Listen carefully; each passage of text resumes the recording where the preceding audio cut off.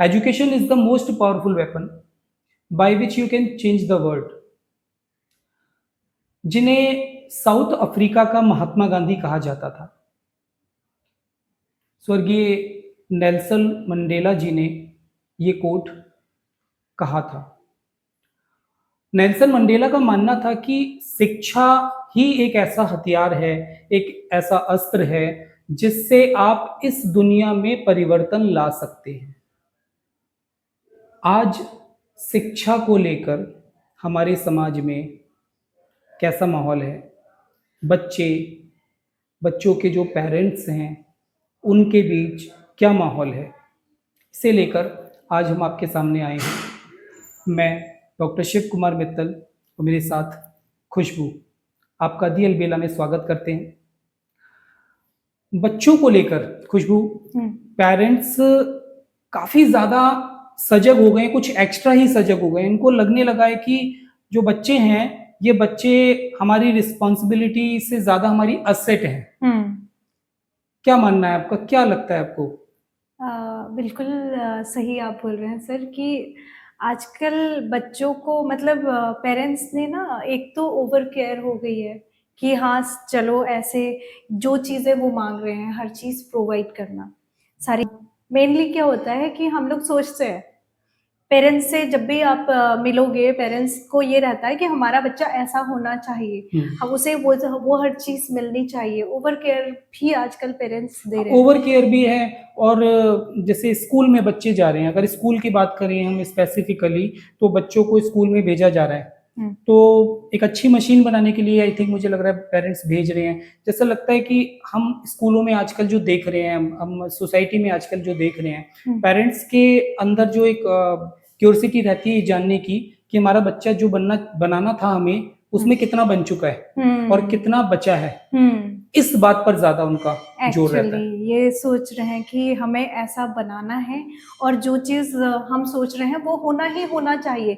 अगर मैं as a parents मैं एक्सपेक्ट कर रही हूँ कि मेरा बच्चा उसके 90% आने ही चाहिए, अगर उसके 88 आ गए या 87 आ गए तो मेरे अंदर एक वो आ जा रहा है कि क्यों ये नहीं कर पाया। स्कूल में इवन कई बार पेरेंट्स जो है स्कूल में बच्चों के लड़ाई करने पहुंच जाते हैं कि मेरे बच्चे के मार्क्स इतने कम क्यों आए हैं। हाँ, कई बार जनरली वो देख रहे हैं कि मेरे बच्चे के ये आना चाहिए, लेकिन एक्चुअली समझना चाहिए कि हमारा पेरेंट्स को थोड़ा सा ये यहाँ पे मुझे लगता है कि समझना चाहिए कि उनका टाइम और था, उनके टाइम पे जो फैसिलिटीज थी या उनका जो क्राइटेरिया था या फिर उनके कॉम्पिटिटिव कंडीशंस थी वो टोटली डिफरेंट है। आजकल वो सोच रहे हैं कि फोन पे बच्चा फोन टच भी ना करे और सारी चीजें उनके मार्क्स भी अच्छे आ जाए, सारी चीजें जैसे हम पढ़ते थे वैसे ही हो। वो एक्सेप्टेड है ही नहीं, बिल्कुल वो पॉसिबल ही नहीं वो है। कंडीशंस नहीं है, वो कंडीशंस जो एजुकेशन का स्ट्रक्चर है वो काफी चेंज हो गया है।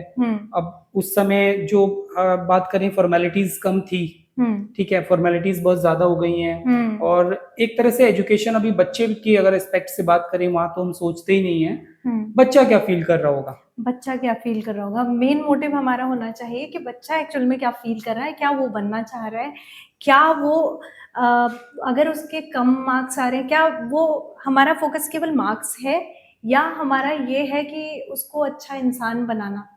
एक होता है एक बच्चे का फोकस है कि मार्क्स लेके आने हैं, अगर मेरे 100% आ गए, 99 आ गए, 98 आ गए तो मैं अच्छा बच्चा हूँ। इसमें आपने जो बोला, सॉरी मैं बीच में बोल रहा हूँ, कई पेरेंट्स मैंने अपने एक्सपीरियंस पे देखा, उनके जो उनके बातों में ये चीज मैंने महसूस की। वो कहते हैं कि अच्छा इंसान बना के क्या करना है, कामयाब हो जाए बच्चा।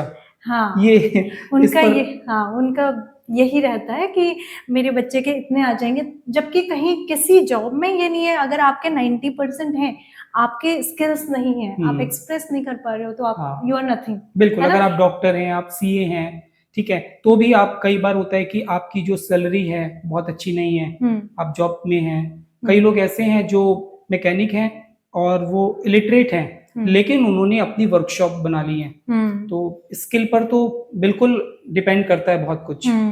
तो स्किल और अर्निंग और एजुकेशन, इनका जो कोऑर्डिनेशन कहें या इन चीजों को लेके कंफ्यूजन बहुत ज्यादा है पेरेंट्स के बीच में। उन्हें लगता है कि एजुकेशन बहुत हाई होगी तो अर्निंग भी बहुत हाई होगी, हम्म वो अर्निंग की कामयाबी है। बट ऐसा नहीं है। बच्चे को अभी क्या है, अभी बेस है, ये हम्म स्कूल जो लाइफ होती है ये बेस है, और इस टाइम पे बच्चे को समझना बहुत ज़रूरी है। अगर आप as a parents, as a teacher आप बच्चे को समझेंगे तो बच्चा हर वो चीज़ करके देगा और हर चीज़ में सक्सेस होगा, चाहे वो स्पोर्ट्स है, एजुकेशन है, या कोई भी क्राइटेरिया है, कोई भी चीज़ है, उसमें अगर आप बच्चे पे ट्रस्ट कर रहे हैं, बच्चे को समझने की कोशिश कर रहे हैं, मेन चीज़ होना चाहिए, हम एक्सपेक्ट कर रहे हैं कि बच्चा, एज अ पेरेंट्स हम एक्सपेक्ट कर रहे हैं बच्चा हमें समझे, लेकिन क्या हमने कभी ऐसे सोचा है कि हम बच्चे को समझने की कोशिश कर रहे हैं, क्या वो फील कर रहा है, क्योंकि उसकी सिचुएशन हमारी सिचुएशन से बहुत अलग डिफरेंट है ना? अगर एक छोटे बच्चे की हम बात करें, मतलब अगर हम बात करें 1 to 5th क्लास के जो बच्चे हैं, उनकी हम बात करें तो पेरेंट्स के लिए इतना इनफ नहीं होता कि हमारा बच्चा अच्छे से हिंदी बोल ले रहा है, अच्छे से इंग्लिश बोल ले रहा है, मैथ की जो कैलकुलेशन है वो कुछ कर ले रहा है, वो इससे सेटिस्फाई नहीं है। उन्हें क्लास का जो रिजल्ट है, अगर वो फर्स्ट नहीं आ रहा है बच्चा, अगर वो उनका रिजल्ट 90s में भी आजकल तो सेटिस्फेक्शन नहीं मिल रहा, वो कहते हैं कि नियर अबाउट 100 के आसपास रहना चाहिए। पिछली बार इसके 99 थे, इस बार 97 कैसे 97 कैसे है, ये बड़े इश्यूज हैं। अगर मतलब 100 के पड़ोस में ही रहना है हमें, अब वहां पे घर खाली नहीं है कोई, अगर ये बड़ी इशू है, ये पेरेंट्स के इशू ये कभी नहीं रहते कि जो हमारा बच्चा है तो जो एटिकेट्स हैं उनको समझ नहीं रहा है, या घर में कोई गेस्ट आ रहे हैं तो उन्हें नमस्ते नहीं कर रहा है, या जो ये बच्चा है ये बैठ के हमारे साथ शेयरिंग नहीं करता है, या कभी इस तरह की बातों पे कभी डिस्कशंस नहीं होते कभी। बहुत अच्छी सर आपने बात बोली है कि पेरेंट्स इस चीज़ से वो थोड़ा सा, मैं ये नहीं बोलूँगी पूरा ब्लेम पेरेंट्स पे नहीं, बट थोड़ा सा हमें इस चीज़ पे भी ध्यान देना चाहिए कि बच्चा केवल पढ़ नहीं रहा, बाकी सोशल लाइफ भी है, और उसको समझना भी है, हमें भी कहीं उसे समझना होगा, कहीं उसे हमें समझना होगा। एक चीज़ ये आपने बोली कि बच्चा हमें शेयर नहीं कर रहा है चीज़ें, एक रूम पे सेपरेट बैठा है, वो सोशल नहीं हो रहा है ना? पेरेंट्स सोचते हैं उसका 90, कोई बात नहीं, वो एक रूम पे पड़ा हुआ है, वो पढ़ रहा है, अच्छे मार्क्स ला रहा है, उसके 90% मार्क्स आ गए, दैट इज इनफ, 99 आ गए, दैट इज इनफ, अच्छा है हमारा बच्चा। क्या वो सच में अच्छा है? क्या वो सच में अच्छा है? क्या वो फील कर रहा है? क्या वो हैप्पी है उस 90, 98, 99 लाने के बाद? क्या वो सच में हैप्पी है? ये सोचना बहुत इम्पोर्टेंट है कि क्या बच्चे के लिए भी वो चीज़ है। जैसे हम प्रेशराइज कर देते हैं उसको ये लेके आना है, क्या बच्चे का भी सेटिस्फेक्शन उसमें है? बिल्कुल, ये जानना नहीं ये बड़ी बात है। और बच्चा जो हैप्पी है या नहीं, मैंने ये एक्सपीरियंस में ये नोटिस किया या देखा कि हैप्पीनेस की जो डेफिनेशन है वो ही चेंज हो गई है। अभी हैप्पीनेस की जो डेफिनेशन है, जैसे बहुत सारे बच्चों को मैंने देखा कि पेरेंट्स उनको स्पेसिफिक तैयारी के लिए किसी कंपटीशन की, वो 1-1, 2-2, 3-3, 4-4, 5-5 साल एक रूम में बंद रहते हैं, उनकी लाइफ वही रहती है, या जिस इंस्टीट्यूशन में क्लासेस ले रहे हैं तो वो वहीं पर पैक रहते हैं, बिल्कुल सोसाइटी से डिस्कनेक्ट रहते हैं। उसके बाद में अगर उनका सिलेक्शन हो जाता है, सिलेक्शन के बाद अगर वो अपना कोर्स कंप्लीट कर लेते हैं और कोई जॉब में जाते हैं, तो फिर उनका जो वर्किंग प्लेस है वो इतना एक नैरो लाइफ उनकी हो जाती है। उस लाइफ को अगर सक्सेस माना जा रहा है, पेरेंट्स, मुझे लगता है कि ये जो डायरेक्शन एक बन गई है आज की सोसाइटी की, कि सक्सेस क्या है? सक्सेस है कि अर्निंग मनी, अच्छा अर्न कर रहे हो आप, अच्छे मार्क्स गेट कर रहे हो आप, बाकी आप लाइफ में सोशल हैं या नहीं है, आपके पास मतलब कुछ ऐसे जो एडिकेट्स हैं, लाइफ के जो रियल टारगेट्स हैं वो है या नहीं है, वो मैटर ज्यादा नहीं करते। जैसा आपने बोला कि एक रूम पे बच्चे तैयारी कर रहे हैं बहुत टाइम बाद, मतलब एज अ पेरेंट्स अगर मैं सोचूं तो हम लोग जनरली ऐसे सोचते हैं, बहुत सारे केसेस हमने देखे हैं, मतलब अपने पर्सनल एक्सपीरियंस के बाद मैं बता रही हूँ कि बहुत सारे केसेस ऐसे देखे हैं, लोग सोच रहे हैं कि बच्चा कुछ टाइम 2-3 साल एक ही जगह पे पढ़ के, एक ही क्राइटेरिया में रह के, मैं ट्यूशन्स भी ऑनलाइन दिला दूं, वहीं पे बैठ के ही वो सारी चीज़ें प्रोवाइड मैं एक ही जगह पे करा दे रही हूँ, उसके बाद आफ्टर 12th या आफ्टर गेटिंग अ जॉब, है ना?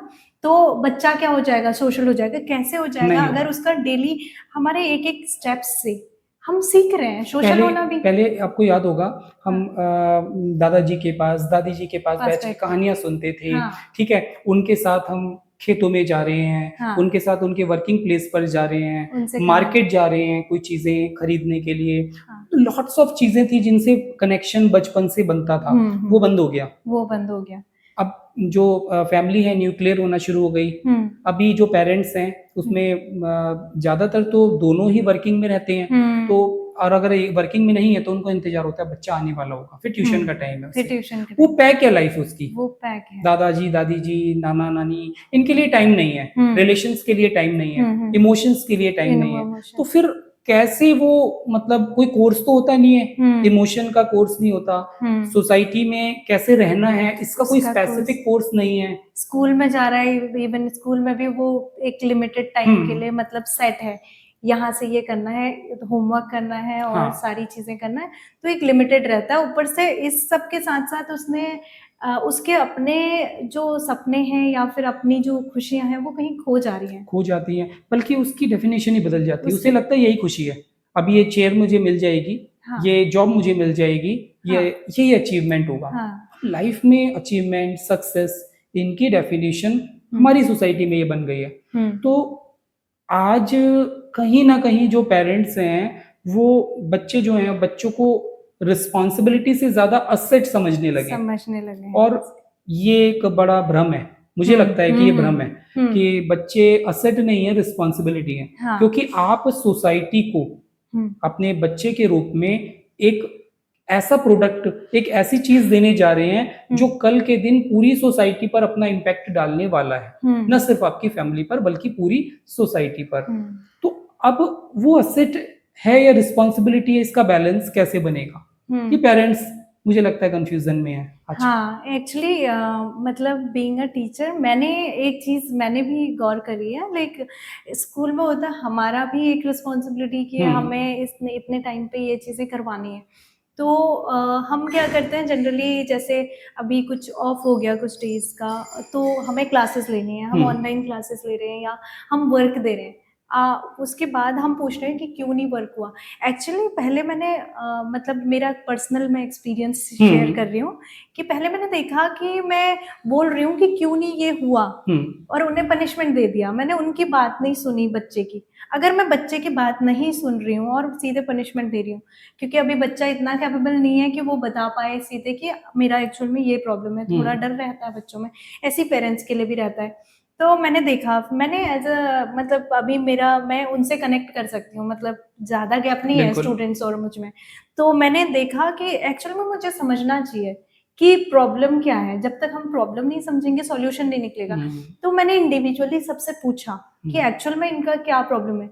पनिशमेंट मैं देती, मैंने सोची थी मैं पनिशमेंट दूँगी लेकिन एक्चुअल में जब मैंने इंडिविजुअली सबसे मिली, तो सबके वैलिड रीज़न हैं हुँ, कि कुछ ना कुछ रीज़न है, उनकी प्रॉब्लम है, किसी की पर्सनल एग्ज़ैक्टली, प्रॉब्लम है, किसी की कुछ ना कुछ है। तो ये चीज़ें समझना बहुत ज़्यादा ज़रूरी है एग्ज़ैक्टली, क्योंकि वो मशीन नहीं है। कहीं कहीं न कहीं हम ना अपनी रिस्पॉन्सिबिलिटीज़ के साथ-साथ उन्हें एक मशीन की तरह ट्रीट बिल्कुल, करने लग बिल्कुल। जा रहे हैं, जो हमें समझना होगा। नहीं, मैं बिल्कुल एग्री करूँगा। मैंने खुद अपने एक्सपीरियंस में इस चीज़ को फेस किया है। तो मैंने ये उसमें जो कन्क्लूज़न में मैंने ये फाउंड किया, हाँ, तो वो ये था कि बच्चों से बात करना।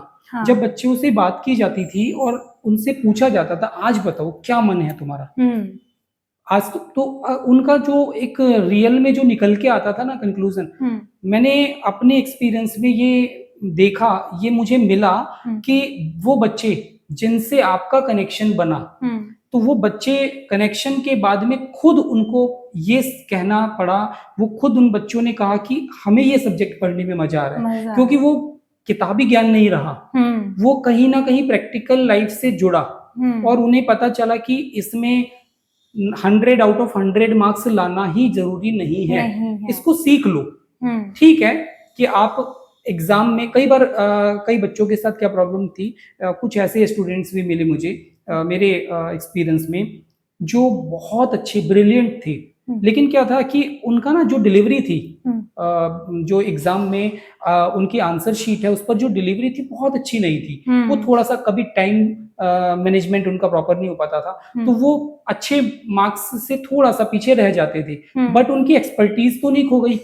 तो यही चीज है, पेरेंट्स, हमारी सोसाइटी, जो हम एक्सपेक्टेशन रख के चल रहे हैं बच्चों के साथ आज, और जो अचीवमेंट और सक्सेस को जोड़ दिया है कि जो सर्टिफिकेट है वो जितने ज्यादा मार्क्स के साथ फुलफिल रहेगा तभी बच्चा हमारा अच्छा है।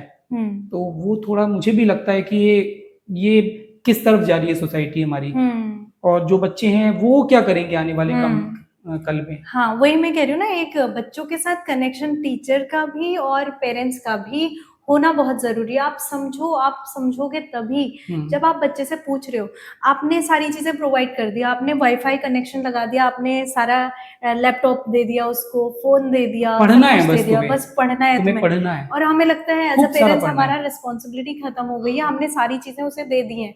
बाकी बच्चों को तो हम कहते हैं, मैंने सुना है और हम खुद ही कहते हैं, हमने आपको वो चीज प्रोवाइड करा रखी है जो बहुतों को नहीं मिलती। आप बच्चे से तो पूछिए क्या उसको उसकी रिक्वायरमेंट है। बिल्कुल बिल्कुल। हो सकता है वो बच्चों से अपने फ्रेंड सर्कल में ज्यादा अच्छे से पढ़ ले रहा है, उसको हो सकता है लैपटॉप की जरूरत ही नहीं है, वो अपने दोस्त से ज्यादा इंटरेक्ट करके ज्यादा अच्छे से पढ़ रहा है। तो हमें बच्चे से बात करनी चाहिए, उसकी नीड्स को समझने के बाद उसको चीजें प्रोवाइड कराएं, तो बैलेंस बनेगा। और हो सकता है बच्चे की भी सारी चीजें पूरी ना हो सकता है हमारी भी सारी चीजें पूरी ना हो, लेकिन एक मिड वे निकलेगा और दोनों का बैलेंस रहेगा। बच्चे आजकल एंजाइटी, डिप्रेशन, इन सब चीजों में इसीलिए जा रहे हैं।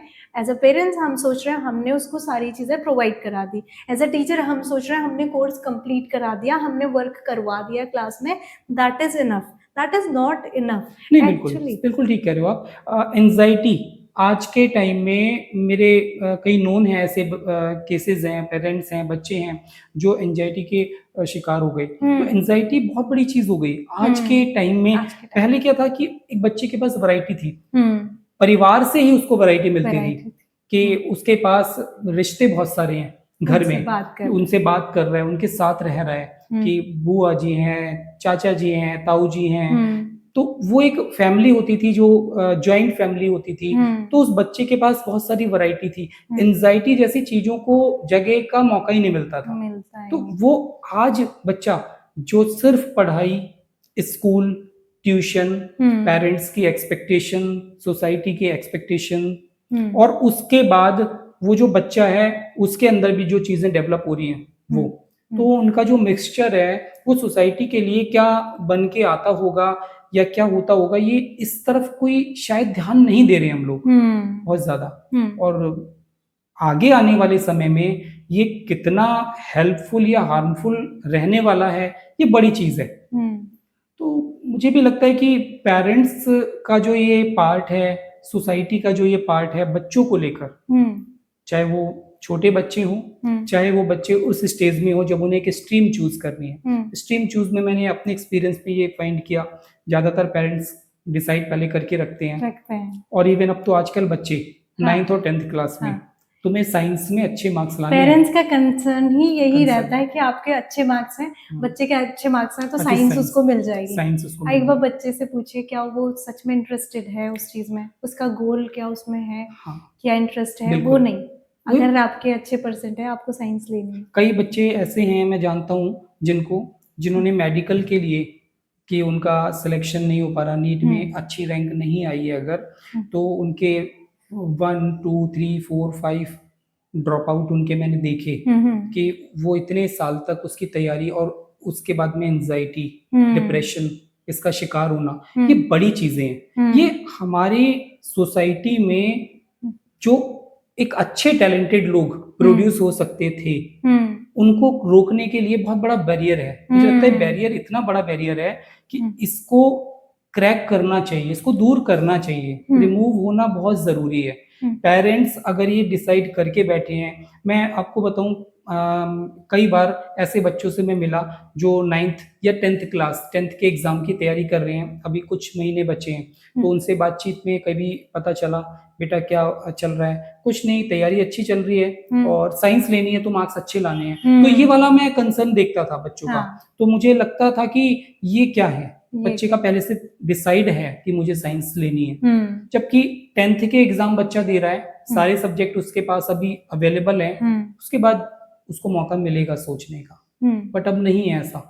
तो ये जो एक सोसाइटी हमारी पूरी इस तरफ जा रही है, तो कहीं ना कहीं जो हम आज डिस्कस कर रहे हैं जिस बड़े इशू को, ये मुझे लगता है सोसाइटी को भी कंसीडर करना चाहिए, पेरेंट्स को भी कंसीडर करना चाहिए। पेरेंट्स भी क्या करते हैं कि काउंसलर ढूंढ रहे हैं इंस्टेड ऑफ और वो काउंसलर जो आपको जानता नहीं है, आपके बच्चे को जानता नहीं है, वो आप ही से पूछ के आपको सॉल्यूशन बताने वाला है। इंस्टेड ऑफ सर्चिंग काउंसलर, हमें उस पे क्यों नहीं काम करना है? अभी से हमें पता है कि हम एक लिमिटेड एरिया में रख देंगे, हम उससे बात नहीं करेंगे, हम उसको फ्रीडम नहीं दे रहे हैं, तो वो जाना ही जाना है। जैसा हम सिस्टम उसके लिए क्रिएट कर रहे हैं ना, 1-2 दिन में अगर हम चाहेंगे कि आफ्टर 12th सडनली हमने 12th तक एक लिमिटेड एरिया में बच्चे को रखा, मतलब उसका सेट पूरा करके रखा है, उसको बाहर जाने से रोका है, उसको कोई चीज़ उसकी पसंद की करने से रोका है, तो हम कैसे एक्सपेक्ट कर देते हैं कि आफ्टर 12th वो सडनली स्टेज पे भी बोलने लगेगा या फिर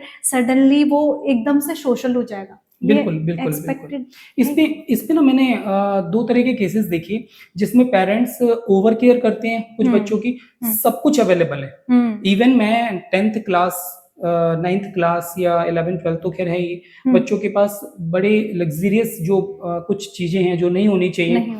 फोन है तो आईफोन उनके पास है, इजीली अवेलेबल है, लैपटॉप भी उनके पास है तो एप्पल का है। तो अब ये जो चीजें हैं, अब बच्चे को जब पता ही नहीं चलेगी वैल्यू, स्ट्रगल, कई बच्चों को बिल्कुल स्ट्रगल फेस नहीं करना पड़ रहा। कुछ बच्चे ऐसे हैं कि उनकी जो जरूरी चीजें हैं, जरूरी रिक्वायरमेंट है, वो भी पूरी नहीं हो पा रही। तो या तो अंडर केयर या ओवर केयर, बैलेंसिंग मोड में बच्चे को देखते हुए, उसकी नीड्स को देखते हुए, उसके फ्यूचर को देखते हुए, उसके इंटरेस्ट को देखते हुए, लेकिन ये बड़ी रिस्पॉन्सिबिलिटी है। पेरेंट्स इतना सोच पाए, मुझे लगता है कि इतना सोचने के बजाय उन्हें अटैच होना ज्यादा जरूरी है बच्चे के साथ, क्योंकि जब बच्चा आपसे अटैच होगा, आप बच्चे से अटैच होंगे, तो आपको उसके बारे में और उसको आपके बारे में पता होगा और उसे कहीं और जाने की जरूरत नहीं पड़ेगी। हाँ, तो ये जो काउंसलिंग बाहर, आपने बहुत सही कहा कि बाहर जो काउंसलिंग हम ढूंढ रहे हैं, वो काउंसलिंग घर में बच्चे की हो सकती है और वो खुद ही कर सकते हैं। बट इसमें मैं कहूंगा कि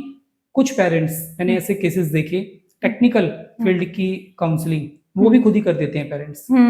वो थोड़ा सा उससे भी बचना चाहिए। कई बार होता है कि किसी स्ट्रीम को लेके, किसी सब्जेक्ट को लेके पेरेंट्स अपनी नॉलेज के अकॉर्डिंग बच्चे को डिस्क्राइब करके और कंक्लूजन पर ले जाते हैं। और मुझे लगता है कि नहीं, बच्चे को थोड़ा सा भेजना चाहिए, बेटा इसकी इंफॉर्मेशन कलेक्ट करो, क्या क्या चीजें हैं, कैसी हैं, लोगों से मिलो, बात करो, ताकि वो सीखे। डिसीजन मेकर नहीं बना रहे। डिसीजन, आप अपना डिसीजन उसे मत दो, आपके पास ऑप्शन है, आपको जिस फील्ड की नॉलेज है आप बता दो कि इससे आप ये चीजें कर सकते हो, और बाकी चीजें आप अपनी लेके आइए, विल डिस्कस।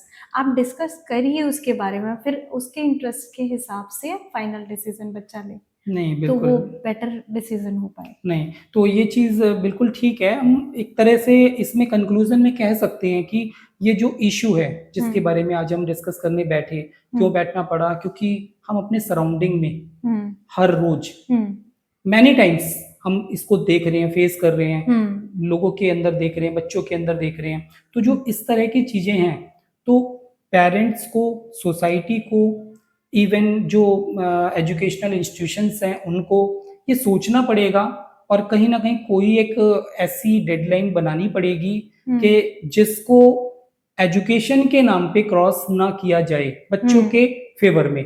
तो अब अगर हम कहें आज पेरेंट्स से, अगर हम एक अपील करें या पेरेंट्स से हम एक क्वेश्चन करें, तो कंक्लूजन में यही निकल के आता है कि क्या आप भी अपने बच्चे को एक अच्छी मशीन बनाना चाहते हैं? आप कमेंट करिए हमारे इस वीडियो को लेकर, आप अपने जो विचार हैं वो हमें बताइए। आप सोसाइटी में जो ये एक बड़ा इशू जिसको आज हम डिस्कस कर रहे हैं, इसको लेकर आप किस तरह से देखते हैं? आपको क्या लगता है कि ये डायरेक्शन राइट डायरेक्शन है जिस तरफ आज हम जा रहे हैं? तो फिर से वही लाइन हम कहेंगे कि क्या आप भी अपने बच्चे को एक अच्छी मशीन बनाना चाहते हैं? आप कमेंट में अपने विचार जरूर भेजिए। नमस्कार। नमस्कार।